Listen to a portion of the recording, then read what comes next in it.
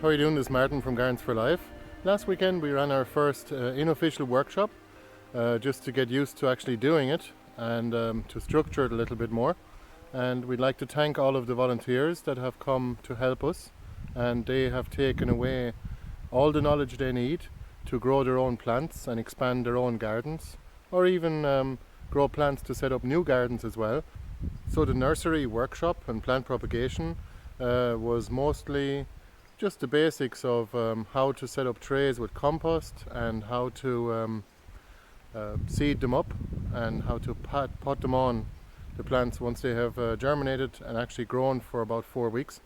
So we usually do this into 1 litre pots, and then we let them grow for another 6 to 8 weeks, and then we can probably plant them out, or we can pot them on or get rid of them in some way. And we'd like to grow plants from cuttings as well, and that was definitely one of the key things that our volunteers preferred as a plant propagation method. You can take the cuttings directly from plants that you have, or some of the ones that were actually donated to us, like the black currants and the red currants. We showed our volunteers how to actually prepare the cuttings, how to stick them and into a rooting medium, and how to actually pot them on after they have rooted. So usually there is the same time frame in between, about 6 to 8 weeks from sticking a cutting to rooting to repotting and then potting on again after that.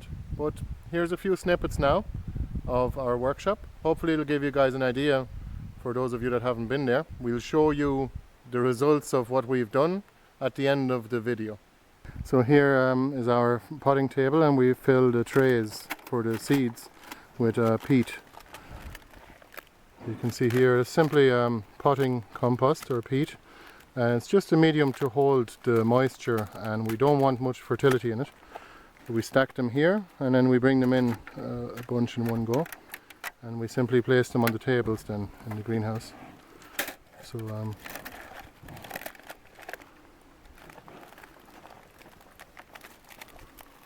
don't want to compact the peat too much, and simply whack it from the bottom, and that's fine. Perfect. We simply gently push down into each cell and place the seeds into them. Like here you can see the seeds there. That's a hollyhock seed. We always place 2 into each cell in case one doesn't germinate, and then we simply close them off gently, not with too much of the compost, and then we water them all in one go.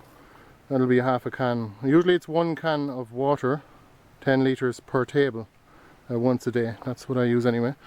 So there you are now. So that's probably about 60 trays done in about a half an hour. Very quick, with everybody here working together at the workshop.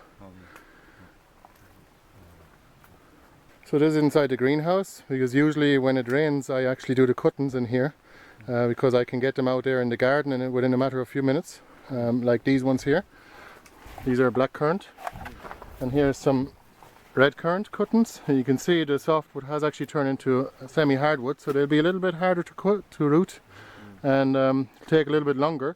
Therefore we need to keep the leaves to a minimum so they don't dry out. And here's one of our volunteers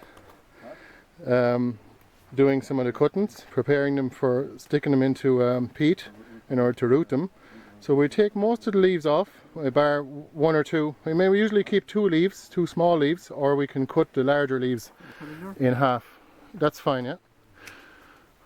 And we could take away the 2 top leaves as well.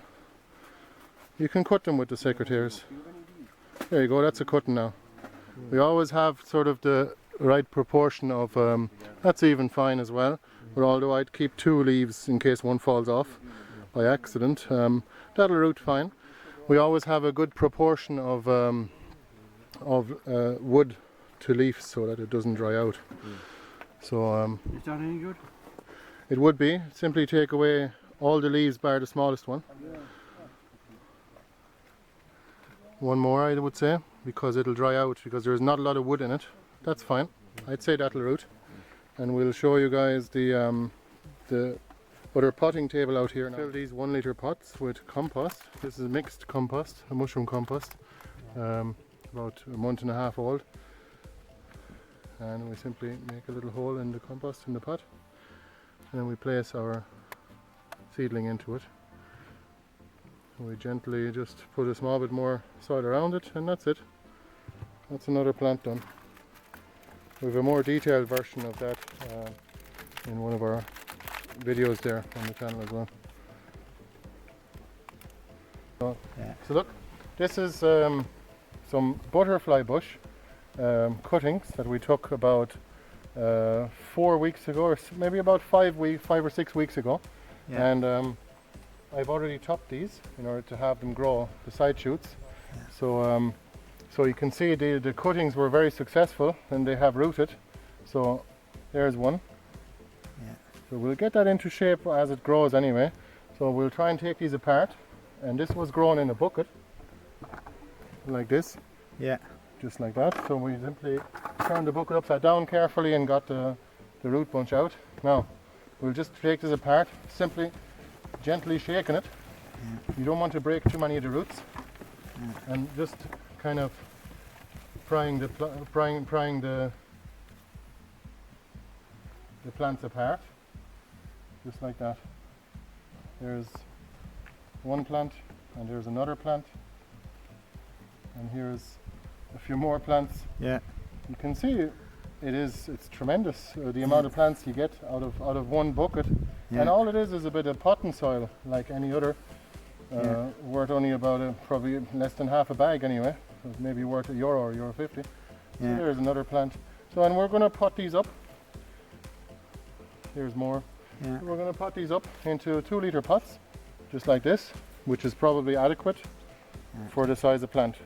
And they'll be fine in that now for the rest of the year, or even the next few months, until they're planted out, or until we pot them on, maybe into a 3-litre pot after that, or possibly into a 5-litre pot. So we have these rooted cuttings of hydrangea. These were only stuck in about 6 weeks ago into the pot, and check out the roots. So what we're going to do now is we're going to pot them on here in our potting station. Our volunteers are actually potting them up, whacking the pot from the bottom, not compacting the soil. That's very important. And fill it in a bit more actually, and we'll just place them into the crates behind you there, and we'll move them down to the bottom of the nursery, where they will grow for the next few months. They'll develop into nice plants, and next year in spring they'll actually start to flower.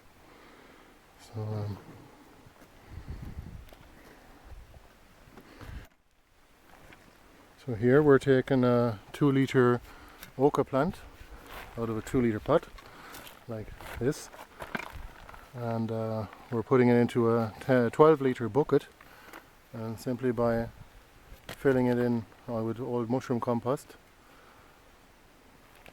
on the sides and on the bottom, and that's it.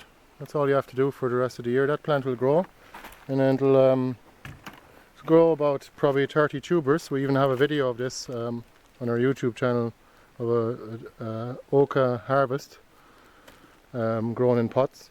And the best thing about growing oca and other tubers in pots, you can harvest them any time of the winter, because the pot is well drained. They don't go rotten in the ground. So especially if you have heavy soils, you're probably best off to grow some of these tubers in pots. That's what I would do, even half of them, just to have a better chance in a longer harvest window.